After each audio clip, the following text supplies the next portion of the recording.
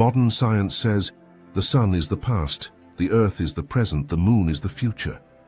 From an incandescent mass we have originated, and into a frozen mass we shall turn.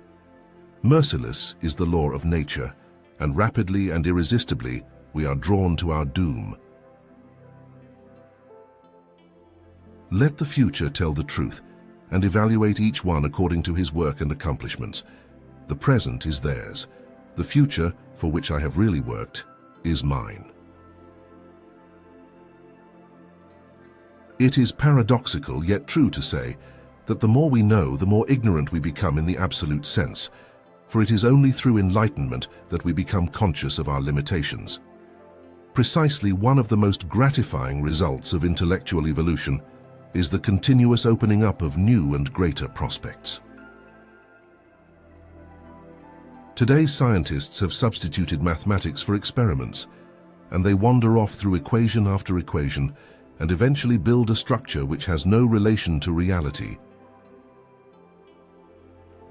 The scientists of today think deeply instead of clearly.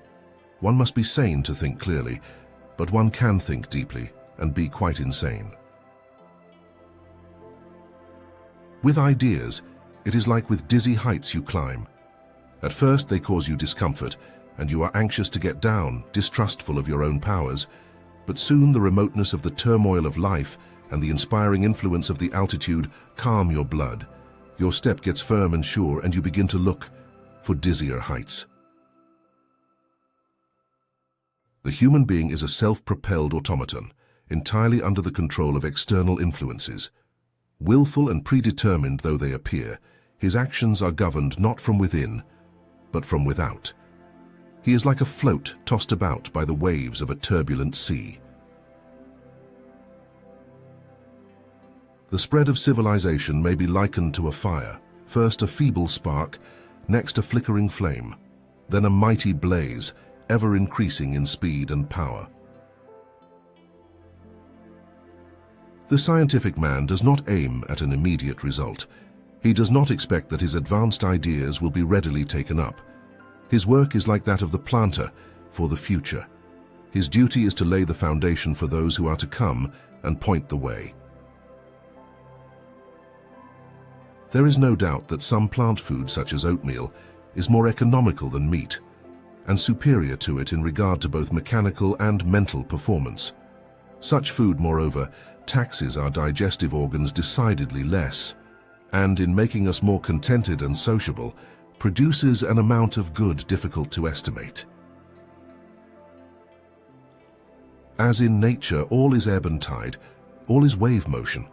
So it seems that in all branches of industry, alternating currents, electric wave motion, will have the sway. I myself eschew all stimulants. I also practically abstain from meat. Electrical science has disclosed to us the more intimate relation existing between widely different forces and phenomena, and has thus led us to a more complete comprehension of nature and its many manifestations to our senses. We have soon to have everywhere smoke annihilators, dust absorbers, ozonizers, sterilizers of water, air, food and clothing, and accident preventers on streets, elevated roads, and in subways. It will become next to impossible to contract disease germs or get hurt in the city, and country folk will go to town to rest and get well. From my childhood I had been intended for the clergy. This prospect hung like a dark cloud on my mind. By an irony of fate, my first employment was as a draftsman. I hated drawing. It was for me the very worst of annoyances. Fortunately, it was not long before I secured the position I sought, that of chief electrician to the telephone company. Archimedes was my ideal. I admired the works of artists, but to my mind, they were only shadows and semblances. The inventor, I thought, gives to the world creations which are palpable, which live and work. Thank you for being with us. Subscribe to our channel, and you will always stay informed about new videos.